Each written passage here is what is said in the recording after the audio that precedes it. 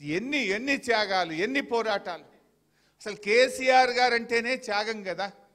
బహుశా ఈ దేశంలో ఒక కాజ్ కోసం, ఒక సమస్య కోసం ఇన్ని పదవులకు త్యాగాలు చేసిన నాయకుడు ఎవరు ఉన్నారంటే అది ఒక్కడే కేసీఆర్. ఎమ్మెల్యేకు, డిప్యూటీ స్పీకర్కు, 2 సార్లు ఎంపీకి, కేంద్ర మంత్రికి 5 పదవులను 5 సార్లు త్యాగం చేసిన నాయకుడు. సర్పంచ్కి చేయమంటేనే 10 సార్లు ఆలోచించే కాలం ఇది. వార్డు మెంబర్కు రాజీనామా అయినట్టు నేను 5 ఏళ్ళకి గెలిచిన నేను ఎట్లా చేస్తా అంటారు. అటువంటిది డిప్యూటీ స్పీకర్కు, ఎమ్మెల్యేకు, 2 సార్లు ఎంపీకి, కేంద్ర మంత్రికి గడ్డిపోచల్లాగా పదవుల త్యాగం చేయడమే కాదు, ప్రాణత్యాగానికి సిద్ధపడ్డ నాయకుడు కదా. నిమ్స్ ఆసుపత్రిలో ఆయన ఉన్నప్పుడు ఓ రోజు నేను పోయి, డాక్టర్లు వచ్చి నా క్లాస్ వీకుడు, మేమందరం అడుంటే మీ ఇష్టం పోయి, ఆయన సోడియం లెవెల్స్ తగ్గుతుంది, క్యాల్ పోతుంది, ఆయన కిడ్నీలు ఫెయిల్ అయిపోతాయి, తర్వాత ఏం చేసినా మనిషి చెయ్యికి రాడు, మనిషి మర్చిపోతున్నాడు, గుర్తుపడతలేడు, కిడ్నీలు ఫెయిల్ అయిపోతాయని డాక్టర్లు వచ్చి రూమ్లో మా క్లాస్ వీక్తుండ్రు. ఏం చేయాలని ఒకరోజు 9వ రోజు 10వ రోజు పోయి బతిలాడినా. నేను పోయి బతిలాడితే నాకు ధైర్యం చెప్పిండు, హరీష్ నేను తెలంగాణ వచ్చేదాకా ఏం జావరా భయ్, నేను గట్టిగానే ఉన్నా, మీరు గట్టిగా కొట్లాడు, ఊకే నా దగ్గరికి వచ్చి నన్ను అధైర్యపరచకండి అని ఉల్టా నాకు ధైర్యం చెప్పిన నాయకుడు కేసీఆర్. అది 9వ రోజు దీక్షలో అంత గట్టిగా మాట్లాడిన వ్యక్తి.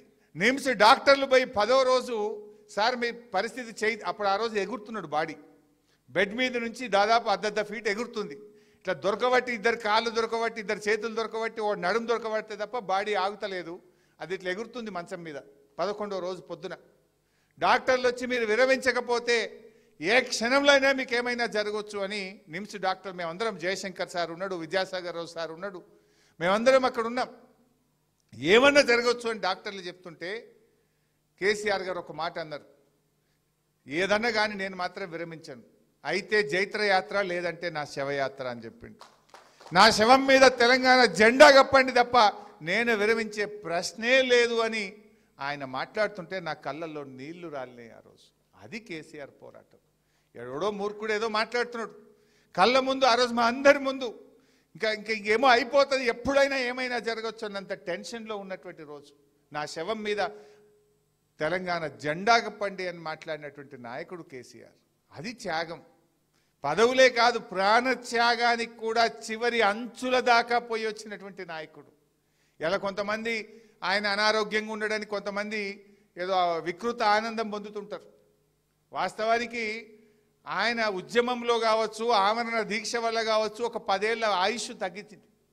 ఆయన ఎప్పుడు కూడా ఆరోగ్యాన్ని లెక్క చేయకుండా రాత్రింబవళ్ళు ఉద్యమంలో కష్టపడ్డాడు. 11 రోజుల దీక్ష వల్ల ఆరోగ్యం కొంత ఎఫెక్ట్ అయింది.